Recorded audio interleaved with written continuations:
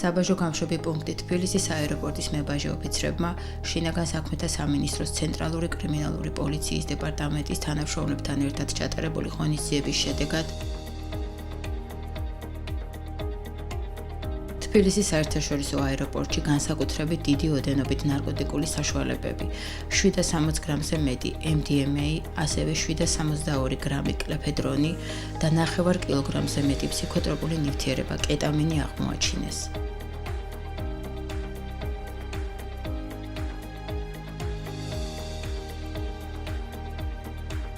სამართალდამღვრ მოქალაქეს სამგზავრო ჩანთაში ნარკოტიკული საშუალებები ჩულ ბავშვთა კვების განკუთვნილ ჰერმეტულ ქილებში მალულად ჰქონდა განთავსებული.